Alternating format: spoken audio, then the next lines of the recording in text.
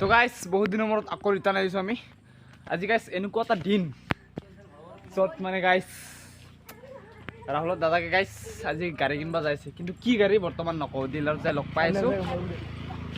তো গাইজ আজি আমি জিন্দগী পাৰ্টি দিব কিনিম আজি গাইজ পাৰ্টি দিব আমাৰ ঘৰৰ প্ৰথম তুমি কিবা ক'বা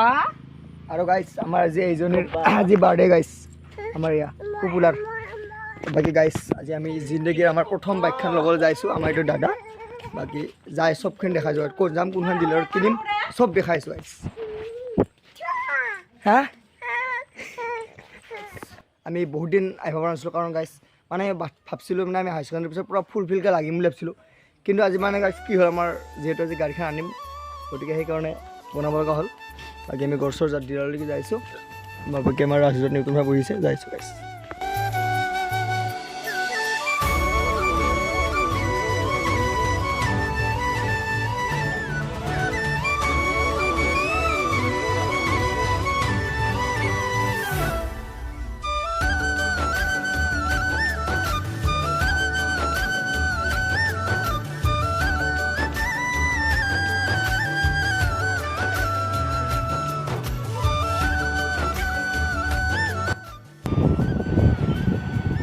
फाइनली हम आ गए इनका आ गया रहा गाड़ी को नाम लग दे बढ़िया BMW খন লৈ যাম এক্সপালছ তো গাইজ ফাইনেলি আমি আহিবলৈ ডিলাৰত এয়া এণ্ট্ৰি মাৰিব আৰু গাইজ আমাৰ ঘৰৰ ওচৰৰ ডিলাৰখন গাইজ আমাৰ হেমেণ্ডাটোৰ ডিলাৰ গাইজ সোমাই আৰু গাইজ কি হয় কি হ'ল কেছটো কেছটো মানে সেই হ'ল গাইজ এতিয়া ডিফাৰেঞ্চ পাই পৰিম ডিছ থাকাৰ নাথাকা মানে বাইকখন কি মানে গ্লেমাৰ F5 গতিকে গাইজ ইমান টকা খৰচ কৰি কিনে 1 লাখ টকা খৰচ কৰি কিনে 5,000 টকা খৰচ কৰিব নোৱাৰিম মই দিম তাক ডিছ থাকাই ল'ম আমি এটা গ্লেমাৰ বাইক ল'ম তাৰমানে সেই গ্লেমাৰ বাইকখনৰ কথাটো হ'ল মানে এখন হৈছে ডিছ থকা এখন ডিছ নাখা ডিছ থকা মানে কি হয় গাইজ মানে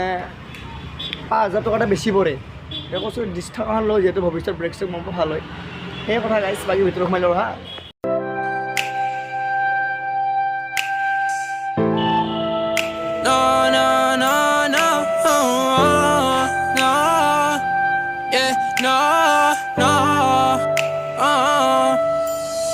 Girl, my mood changed when you walked through the door. Before you came, it was tears on the floor. Girl, you so perfect, I think that it's working. You gave me a love, now I really want more. Girl, you so different apart from the rest. You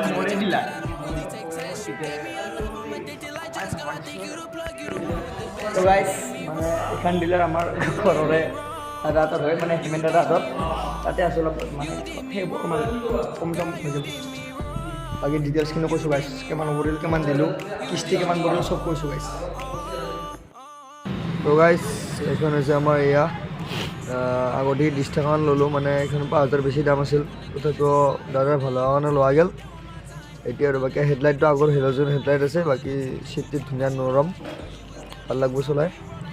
সেইখিনি আৰু বাকী guys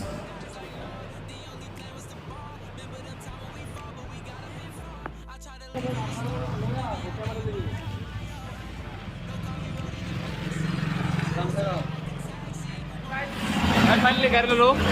এই দাদাই start কৰিছে গাড়ী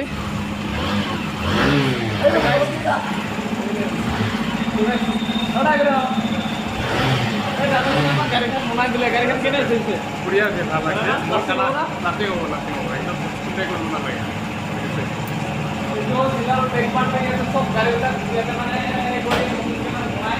আৰু যিবিলাক অলপ বেয়া হোৱা গাড়ীবিলাক আছে চব ঠিক কৰি দিলে গাড়ী গতিকে গাইজ দাদা আপোনাক এৰিলোঁ গাড়ীখন ল'লোঁ বাকী গাইজ ঘৰত যাই ডিটেইলছটো দিছোঁ কিমান ডাউন পে'মেণ্ট দিলোঁ কি দিলোঁ ঘৰত যাই কৈছিলোঁ বোলে ঠিক আছে বাই বাই দাদা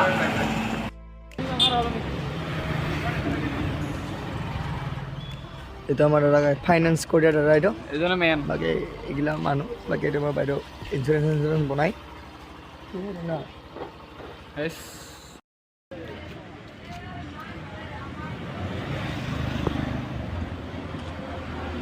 তো গাইজ হৈছে ইয়া কাম পাতি হৈছে ৰ'ব দাদা ফাইনেলি আমাৰ হেলচলা আহি গ'ল দাদাই বঢ়িয়াকৈ তেল ভৰাব গৈছে গাইছে বাকী আমি বুঢ়াতে যাম দে আৰু মানে এইটো ফাইনেল দাদা বঢ়িয়াকৈ হাঁহিছে গাইছে বাকী দাদাই হয় তেল ভৰাব গৈছে আমাৰ মেইন এইটোৱে গাইছ আমাৰ ফাইনেন্সৰ বাকী গাইজ ঘৰতে সকলো দিছোঁ ডিটেইলছ বঢ়িয়াকৈ কিমান ল'লা কি ল'লোঁ দাম পেমেণ্ট কিমান দিলোঁ চব তাই ঘৰত কৈছোঁ বঢ়িয়াকৈ বাকী আমাৰ এইটো আমাৰ মেকানিক দাদা গাইজ ফাইনেলি আমাৰ জিন্দগীৰ বৰ্তমান বাইক বুকিং হৈ গ'ল এতিয়া আমি যাইছোঁ তেল ভৰাবলৈ দেখছা আজি যাত্ৰা 500 মান লৈছি লাষ্টত যাই 50 লাগব আৰু 2 বছৰ পিছত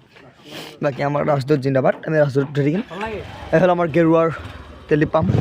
বাকী এতিয়া আমি ঘৰলৈ যাওঁ যাই আকৌ আহিছোঁ গাইছ আমাৰ বাহিৰৰ দেখছা আমাৰ গাছ চাউণ্ড দেখছা আমাৰ ৰাজদূতৰ ইয়া পাত্তা নাপাই গেলা আৰু গাইছ এতিয়া আমি ঘৰত যাম মাইনাৰ বাহিৰত আছে যিহেতু আকৌ আহিব লাগিব চিংৰা জিলাপি ডিমৰলৈ চাই থাকিব আইৰন নেচাৰেল ব্লগ